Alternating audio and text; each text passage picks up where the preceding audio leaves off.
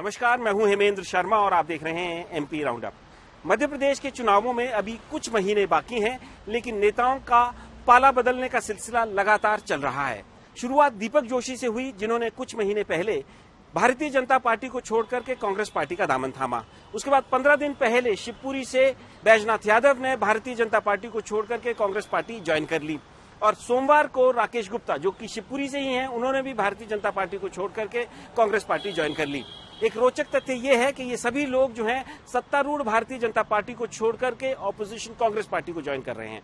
और दूसरा रोचक तथ्य ये भी है, ये जो तीन नेता जिनका अभी हमने जिक्र किया है, इन तीनों के पाला बदलने के साथ ज्योतिरादित्य सिंधिया का नाम जुड़ा हुआ है।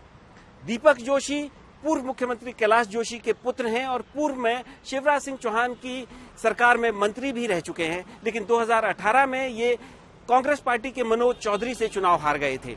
मनोज चौधरी 2020 में ज्योतिरादित्य सिंधिया के साथ कांग्रेस पार्टी को छोड़ करके भारतीय जनता पार्टी में चले गए और अब 2023 के चुनावों से ठीक पहले दीपक जोशी ने कांग्रेस पार्टी ज्वाइन कर ली है।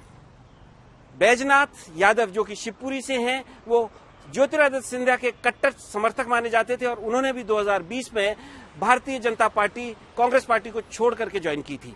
इसी तरह से राकेश गुप्ता की भी कहानी है, उन्होंने भी 2020 में सिंधिया के साथ कांग्रेस पार्टी को छोड़ करके भारतीय जनता पार्टी ज्वाइन की थी। तो हमारे आज के सवाल ये हैं कि ये जो सत्तारूढ़ भारतीय जनता पार्टी से ऑपोजिशन कांग्रेस पार्टी की तरफ नेताओं का जाने का सिलसिला चल रहा है, इससे क्या संकेत मिल रहे हैं, इससे क्या मैसेज मिल रहा है। और दूसरा हमारा सवाल ये है कि ये जो ज्योतिरादित्य सिंधिया के जो मंत्री लोग हैं और ज्योतिरादित्य सिंधिया खुद है, क्या वो भारतीय जनता पार्टी में रहकर बुरी तरह से फंस गए हैं, क्योंकि उनके जो समर्थक मंत्री हैं जैसे गोविंद सिंह राजपूत हैं, उनके भी कुछ खास अच्छे दिन नहीं चल रहे हैं। इन दोनों सवालों पे और इनसे जुड़े बाकी सवालों पर बात करने के लिए हमारे साथ मौजूद है senior journalist Deshdeep Saxena. Sir, आपका बहुत बहुत स्वागत है। पहला सवाल तो मेरा यही है कि जिस तरीके से ये लोग जो भारतीय जनता पार्टी, जो कि रूलिंग पार्टी है मध्य प्रदेश में, चुनावों से कुछ महीने पहले कांग्रेस में लोग जा रहे हैं, इससे क्या मैसेज मिल रहा है, क्या संकेत मिल रहे हैं?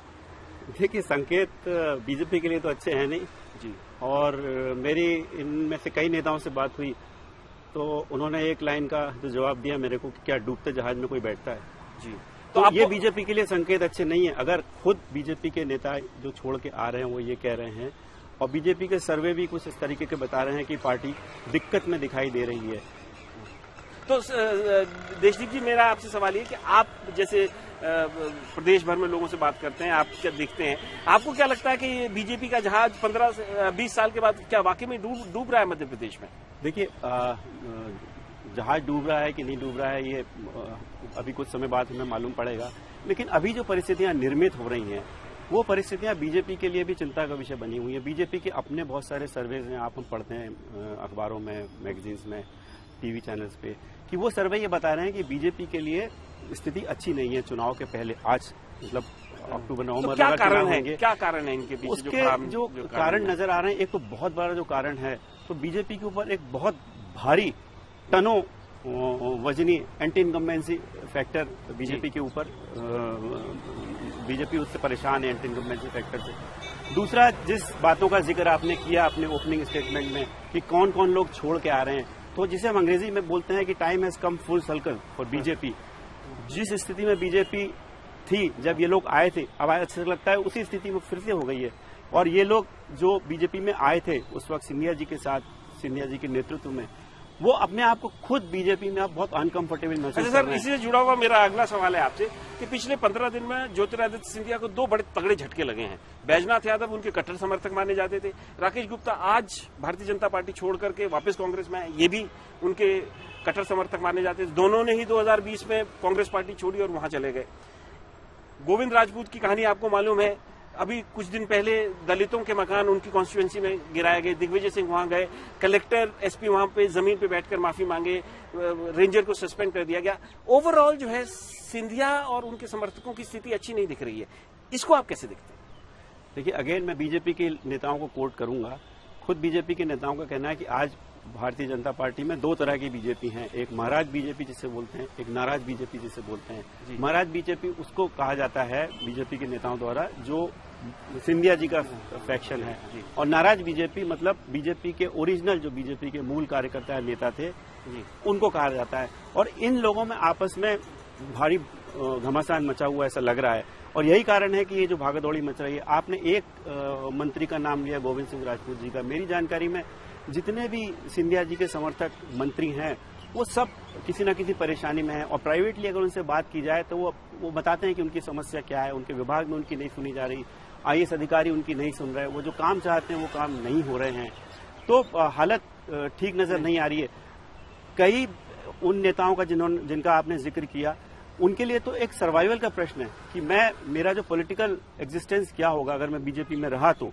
अच्छा, उनको लगता है कि टिकट नहीं मिलेंगे, उनका राजनीतिक खत्म हो जाएगी। सर, मैं इसी मेरा आपसे जुड़ा हुआ सवाल है, जैसे आपने कहा कि महाराज कांग्रेस है और महाराज भाजपा है और नाराज भाजपा है, तो बहुत सारी कॉन्स्टिट्यूएंसीज ऐसी हैं जहां महाराज भाजपा और नाराज भाजपा का डायरेक्ट टक्कर है, क्योंकि जहां जहां मंत्री जो लोग सिंधिया जी के साथ गए थे या विधायक जो गए थे वहां पे भारतीय जनता पार्टी, और जो जीत के आए हैं वहां पे तो भारतीय जनता पार्टी के पुराने नेताओं को टिकट नहीं मिलेगा, तो वो जो नाराज फैक्शन है वो महाराज फैक्शन से वहां भिड़ा हुआ है। तो इन परिस्थिति में आपको क्या लगता है कि वहां जो नाराज फैक्शन है वो अपनी नाराजगी खत्म मान लेगा बीजेपी की, या वो सारे लोग जो है वापस या बीजेपी में छोड़ के कांग्रेस में आएंगे? दीपक जोशी जी उसी का एग्जाम्पल है जी। दीपक जोशी जी, आपने बताया कि कौन उनके खिलाफ चुनाव लड़ा था। दीपक जोशी जी का टिकट नहीं मिला, और वो उस फैमिली से आते हैं जिनके पिताजी खुद एक बड़े नेता थे, संत नेता कहा जाता था कैलाश जोशी जी को, और मुख्यमंत्री रहे, और दीपक जोशी लगातार MLA रहे। उनको ये लगा कि उनके लिए पॉलिटिकली वो खतरे में है